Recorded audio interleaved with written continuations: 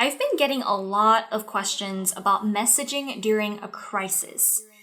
It can be hard to know what to say, right? Like, you don't want to come off saying something insensitive or rude, but at the same time, you know you have to keep showing up online for your handmade business. So you have to figure out something to say. Well, I've got you covered. Hi, I'm Maypak, and I help makers, artists, and designers create a consistent income selling their handmade products online. Today, I'm going to talk about 3 key strategies you can use to ensure your messaging is on point.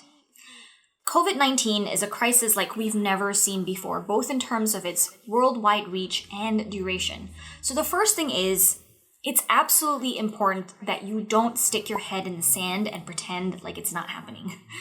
We've had other crises before. Maybe there was a natural disaster a few states away from you and you just kind of ignored it. It wasn't in your backyard, and that's fine. Chances are, if you have a nationwide audience, the hurricane or whatever the crisis is wasn't on people's minds for more than a day. And so your business as usual approach worked at the time. But this is not a temporary situation, and everyone in the world is affected. You can't just wait this out. You can't pretend it isn't happening, right? And at the bare minimum, you owe it to your customers to keep them up to date about your business. Like, your customers are probably wondering, are you still shipping or is your shop closed? Are there going to be delays? Are you out of stock on certain items? This information is just basic customer service. I'm going to talk about how to message authentically next. But during this time, it is important to go through any scheduled posts or emails, like if you've got automated email sequences or social media posts.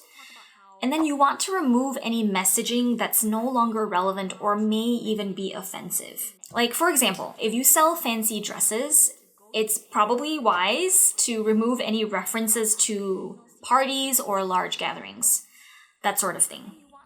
I've seen how this affects even paid ads. Like, for my paid advertising for both my handmade shops, my jewelry shop Tiny Hands, and my new print-on-demand art business, our ads are the same ads from before the pandemic. So we don't have any special messaging that specifically calls out COVID-19. And those ads are actually doing better than ever.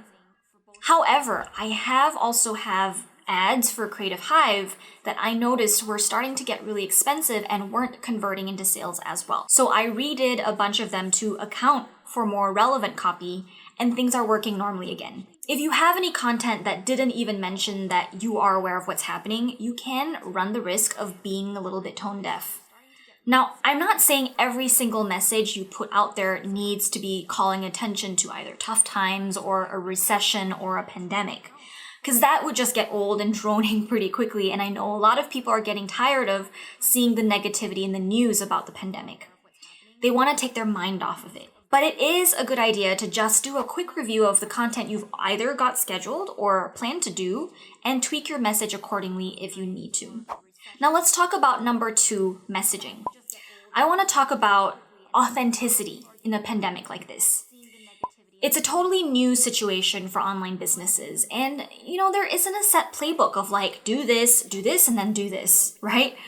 But right now, people are more than ever wanting honesty and to connect with others. No one expects business as usual.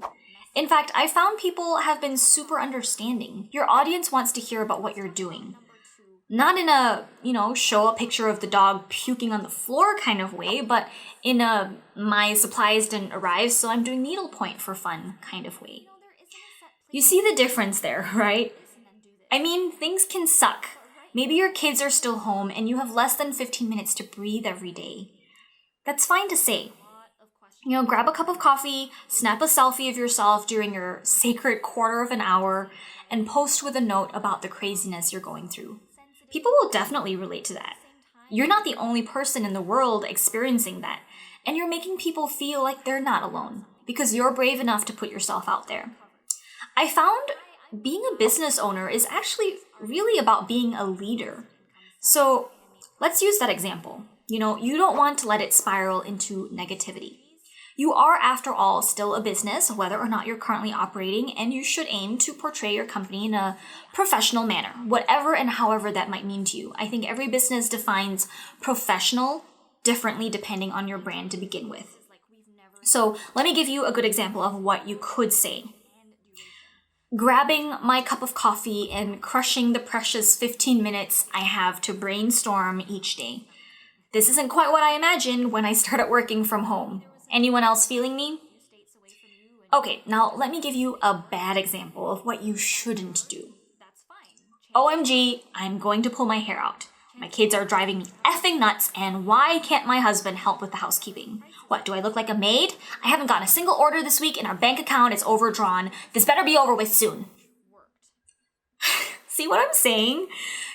You don't have to be that honest. But even then, I would argue to say that it's not about honesty, but about perspective. Some people are just wired to view things through a more negative lens, and it's especially important that if that's you, that you take some extra time to reflect and find the positive. And I also don't think you want to just be sickly sweet all the time, because that can easily come off as looking fake too, right?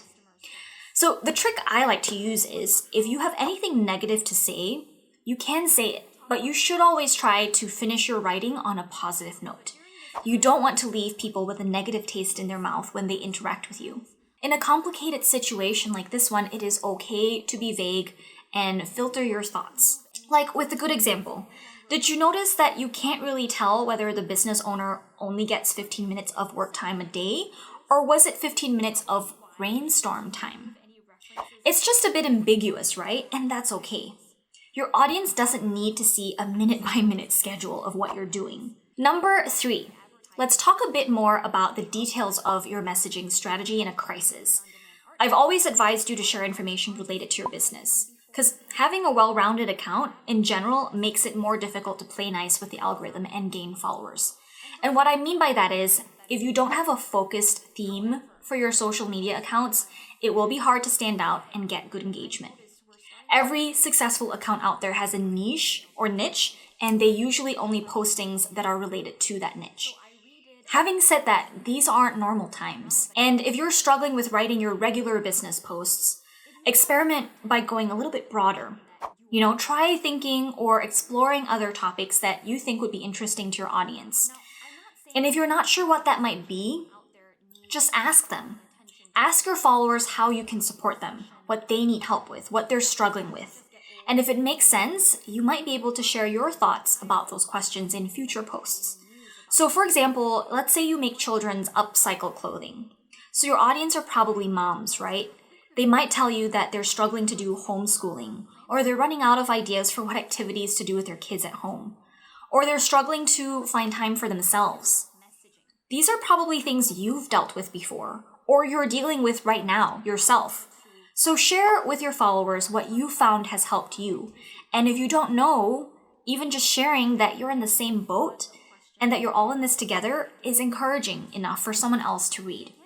And it shows you're human, and people love that. I have a whole other video that talks about great content ideas you can use even if your shop is closed, so be sure to check that out. The more useful content you can put out to your audience, the more you'll connect with them.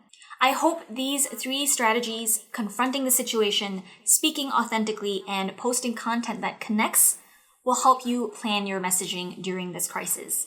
And if you enjoyed this video, give it a thumbs up, leave a comment, and subscribe. I'd love to know how you've been navigating your social messaging, so feel free to share in the comments. And be sure to stay on to watch this next video on the screen for more handmade business tips. Thanks for watching.